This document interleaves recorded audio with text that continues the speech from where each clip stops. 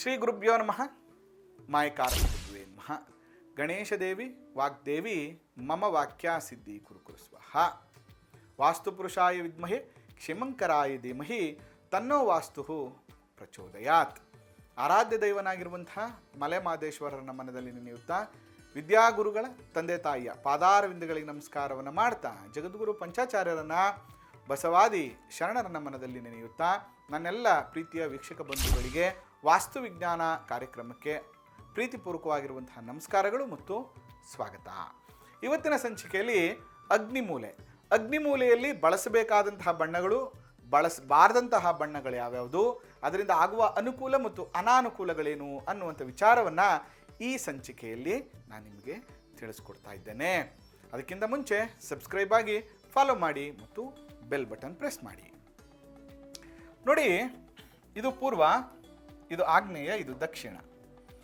ಈ ದಕ್ಷಿಣ ಮತ್ತು ದಕ್ಷಿಣ ಆಗ್ನೇಯ ಪೂರ್ವ ಆಗ್ನೇಯ ದಿಕ್ಕನ್ನು ನಾವು ಅಗ್ನಿ ದಿಕ್ಕು ಅಂತ ಕರಿತೀವಿ. ಹಾಗಾದರೆ ಈ ಅಗ್ನಿ ದಿಕ್ಕು ಬಹಳ ಮುಖ್ಯವಾಗಿ ಗಮನಿಸುವಾಗ ಈ ಅಗ್ನಿ ದಿಕ್ಕಲ್ಲಿ ಬಳಸಬೇಕಾಗಿರುವಂತಹ ಬಣ್ಣಗಳು ಯಾವುದು, ಬಳಸಬಾರದ ಬಣ್ಣಗಳು ಯಾವುದು, ಎಲ್ಲ ವಿಷಯಗಳನ್ನು ಸರಿಯಾದ ರೀತಿಯಲ್ಲಿ ಗಮನವಿಟ್ಕೊಳ್ಳಿ. ಮನೆ ಕಟ್ಟುವಾಗ ಕಷ್ಟಪಟ್ಟು ಮನೆ ಕಟ್ಟಿರ್ತೀರಿ, ಸಾಲ ಮಾಡಿ ಮನೆ ಕಟ್ಟಿರ್ತೀರಿ, ಯಾರೋ ಹೇಗೋ ಹೇಳಿದ್ರು ಅಂತೇಳಿ ಕಟ್ಟಬೇಡಿ, ಶಾಸ್ತ್ರೋಕ್ತವಾಗಿ ಕಟ್ಕೊಳ್ಳಿ. ನೋಡಿ, ಸಾಮಾನ್ಯವಾಗಿ ನಾವು ಗಮನಿಸಬೇಕಾಗಿರೋ ವಿಷಯ ಏನು ಅಂದರೆ ನೀಲಿ ಮತ್ತು ಕಪ್ಪು, ಈ ಎರಡೂ ಬಣ್ಣಗಳನ್ನು ನಾವು ವಾಟರ್ ಎಲಿಮೆಂಟ್ ಬಣ್ಣಗಳು ಅಂತ ಕರಿತೀವಿ. ಅಂದರೆ ಜಲತತ್ವವನ್ನು ಇಂಡಿಕೇಟ್ ಮಾಡುತ್ತೆ. ಮತ್ತು ಗ್ರೇ, ಇದನ್ನು ನಾವು ಮೆಟಲ್ ಕಲರ್ ಅಂತ ಕರಿತೀವಿ. ನೋಡಿ, ಒಂದು ಸೂತ್ರ ತಿಳ್ಕೊಳ್ಳಿ. ಅಗ್ನಿಯನ್ನು ನೀರು ನಾಶ ಮಾಡುತ್ತೆ. ಬೆಂಕಿ ಹಾಕಿರ್ತೀರ ನೀವು, ಅದಕ್ಕೆ ನೀರು ತಗೊಂಡ್ರೆ ಏನಾಗುತ್ತೆ, ಕೆಡುತ್ತೆ. ಅಂದರೆ ಅಗ್ನಿ ಮತ್ತು ಜಲ ಎರಡೂ ಕೂಡ ಆಪೋಸಿಟ್ ರಿಯಾಕ್ಷನ್ ಇರುತ್ತೆ. ಅದಕ್ಕೆ ನಾನು ಯಾವಾಗಲೂ ಕೂಡ ಸಿಂಕು, ಯುಟಿಲಿಟಿ ಬಳಸಬೇಡಿ ಅಂತ ಯಾಕೆ ಹೇಳ್ತಿರ್ತೀನಿ ಅಂದರೆ ಅದೇ ಕಾರಣಕ್ಕೆ. ಅದರಿಂದ ಯಾವುದೇ ಕಾರಣಕ್ಕೂ ನೀವು ಇಂಟೀರಿಯರ್ ಮಾಡುವಾಗ, ವಾಲ್ಡ್ರೂಪ್ಸ್ ಮಾಡುವಾಗ, ಇಂಟೀರಿಯರ್ ಮಾಡುವಾಗ ಯಾವುದೇ ಕಾರಣಕ್ಕೂ ಈ ಜಾಗದಲ್ಲಿ ಮತ್ತು ಈ ರೂಮಲ್ಲಿ ಕಪ್ಪು ಮತ್ತು ನೀಲಿ ಬಣ್ಣಗಳನ್ನು ಯಾವುದೇ ಕಾರಣಕ್ಕೂ ಬಳಸಬೇಡಿ. ಯಾಕೆಂದರೆ ನಿಮ್ಮ ಎಲ್ಲ ಪರಿಶ್ರಮಗಳನ್ನು ಈ ಬಣ್ಣಗಳ ಹಾಳು ಮಾಡುತ್ತೆ. ಅಂದರೆ ಅಗ್ನಿಯನ್ನು ನೀರು ಹೇಗೆ ಕೆಡಿಸುತ್ತೋ, ಹಾಳು ಮಾಡುತ್ತೋ, ಹಾಗೆ ನಿಮ್ಮ ಎಲ್ಲ ಪರಿಶ್ರಮಗಳನ್ನು ಹಾಳು ಮಾಡುತ್ತೆ. ನಿಮ್ಮ ಪರಿಶ್ರಮಕ್ಕೆ ತಕ್ಕಂಥ ಪ್ರತಿಫಲಗಳು ಸಿಗೋದಿಲ್ಲ. ಸಂತಾನ ಅಪೇಕ್ಷೆ ಪಡ್ತಾ ಇದ್ದೀರಾ, ಬಟ್ಟು ಅಬಾರ್ಷನ್ ಆಗ್ತಾ ಇದೆ. ಈ ಮನೆಗೆ ಹೋದ್ಮೇಲೆ ಸ್ಟ್ರೆಸ್ ಜಾಸ್ತಿ ಆಯಿತು, ಏನೋ ಮನೇಲಿ ನೆಮ್ಮದಿನೇ ಇಲ್ಲ, ಗಂಡ ಹೆಂಡ್ತಿ ಕಿರಿಕಿರಿ, ದೊಡ್ಡ ಮಗಳು ಮಾತು ಕೇಳ್ತಾ ಇಲ್ಲ, ಸೊಸೆ ಮಾತು ಕೇಳ್ತಿಲ್ಲ, ಒಂದಲ್ಲ ಒಂದು ಪ್ರಾಬ್ಲಮ್ ಆಗುತ್ತೆ. ಬಿಕಾಸ್ ನೀವು ಬಳಸಿರುವಂಥ ನೀಲಿ ಮತ್ತು ಕಪ್ಪು ಬಣ್ಣ.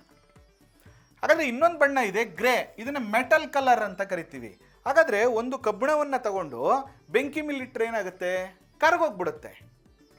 ಅದೇ ಥರ ಈ ಜಾಗದಲ್ಲಿ ಏನಾದರೂ ನೀವು ಗ್ರೇ ಬಣ್ಣವನ್ನು ಬಳಸಿದ್ರೆ ಪ್ರಾಬ್ಲಮ್ ಏನಾಗುತ್ತೆ ಅಂದರೆ ಅನಾರೋಗ್ಯ ಜಾಸ್ತಿ ಆಗುತ್ತೆ, ದೇಹ ಕ್ಷೀಣಿಸ್ತಾ ಹೋಗುತ್ತೆ.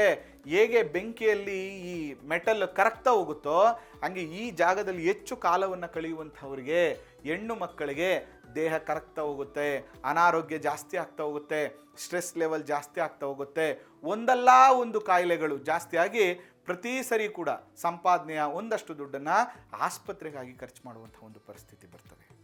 ಅದರ ಜೊತೆ ಇದು ಲಕ್ಷ್ಮೀ ದಿಕ್ಕು ಅಂತ ಯಾವಾಗಲೂ ಹೇಳ್ತಿರ್ತೀನಿ. ಅಗ್ನಿ ಆಕ್ಟಿವ್ನೆಸ್ ಅಂತ ಕರಿತೀವಿ, ಅಗ್ರೆಸಿವ್ ಅಂತ ಕರಿತೀವಿ, ಸ್ಪೋರ್ಟಿವ್ ಅಂತ ಕರಿತೀವಿ. ಈ ಎರಡೂ ಬಣ್ಣಗಳೇನು ಮಾಡ್ತದೆ, ಸ್ಪೋರ್ಟಿವ್ನೆಸ್ನ ಹಾಳು ಮಾಡುತ್ತೆ, ಅನಾರೋಗ್ಯವನ್ನು ಕೆಡುತ್ತೆ, ಆಕ್ಟಿವ್ ಆಗಿರೋಕ್ಕಾಗದೇ ಇಲ್ಲ, ಸೋಂಬೇರಿತನ, ಆಲಸ್ಯತನ, ನಿದ್ರಾಹೀನತೆ ಸಮಸ್ಯೆಗಳು, ಈ ರೀತಿ ಒಂದಲ್ಲ ಒಂದು ಸಮಸ್ಯೆಗಳು. ದುಡ್ಡು ಕಾಸು ಓಡಾಡ್ತಾ ಇದೆ, ಬಟ್ ಎಲ್ಲಿ ಹೋಗ್ತಾ ಇದೆ ಅಂತ ಗೊತ್ತಾಗ್ತಾ ಇಲ್ಲ. ಎಲ್ಲ ಇದೆ, ಮನೆ ಹೆಣ್ಣು ಮಕ್ಕಳಿಗೆ ಅನಾರೋಗ್ಯ, ಮನೆ ಯಜಮಾನಿಗೆ ಅನಾರೋಗ್ಯ, ಎಲ್ಲ ಚೆನ್ನಾಗಿದೆ, ಮದುವೆ ಆಗಿ 1 ವರ್ಷ ಆಯಿತು, ನನ್ನ ಮಗಳು ಮನೆಗೆ ವಾಪಸ್ ಬಂದ್ಬಿಟ್ಟವಳೆ. ಬಿಕಾಸ್ ನೀವು ಬಳಸ್ತಾ ಇರುವಂತಹ ಬಣ್ಣಗಳು ನಿಮಗೆ ನೆಗೆಟಿವ್ನ ಕೊಡ್ತಾ ಇದೆ. ಹಾಗಾದರೆ ಈ ದಿಕ್ಕಲ್ಲಿ ಯಾವೆಲ್ಲ ಬಣ್ಣಗಳನ್ನು ಬಳಸಬೇಕು ಅಂದರೆ ಸಿಂಪಲ್ಲಾಗಿ ಅಗ್ನಿ ಫ್ಯಾಮಿಲಿಗಳು ಅಂದರೆ ಬೆಂಕಿ, ಕೆಂಪು ಅಂತ ಕರಿತೀವಿ. ಅಗ್ನಿ ಬಣ್ಣ ಯಾವುದು, ಕೇಸರಿ ಅಥವಾ ಕೆಂಪು ಅಂತ ಕರಿತೀವಿ. ಇದಕ್ಕೆ ಸಂಬಂಧಪಟ್ಟಂಥ ಕುಟುಂಬ, ಅದಕ್ಕೆ ರಿಲೇಟ್ ಆಗಿರುವಂತಹ ಬಣ್ಣಗಳನ್ನು ಬಳಸೋದ್ರಿಂದ ಶುಭ ಫಲಗಳು ಪ್ರಾಪ್ತಿಯಾಗುತ್ತೆ. ಅದೆಲ್ಲ ಯಾವ ಬಣ್ಣಗಳು, ಅದನ್ನು ಹೇಗೆ ಬಳಸಬೇಕು, ಅದನ್ನು ಮುಂದಿನ ಸಂಚಿಕೆಯಲ್ಲಿ ತಿಳಿಸ್ಕೊಡ್ತೀನಿ ಅಂತ ಹೇಳ್ತಾ, ಈ ಸಂಚಿಕೆ ನಿಮ್ಗೆ ಇಷ್ಟ ಆಗಿದ್ದರೆ ಶೇರ್ ಮಾಡಿ, ಫಾಲೋ ಮಾಡಿ, ಸಪೋರ್ಟ್ ಮಾಡಿ. ಅದರ ಜೊತೆಗೆ ನಿಮ್ಮ ವಿಚಾರಗಳನ್ನು ಕೂಡ, ಅನಿಸಿಕೆಗಳನ್ನು ಕೂಡ ಕಾಮೆಂಟ್ ಮಾಡಿ.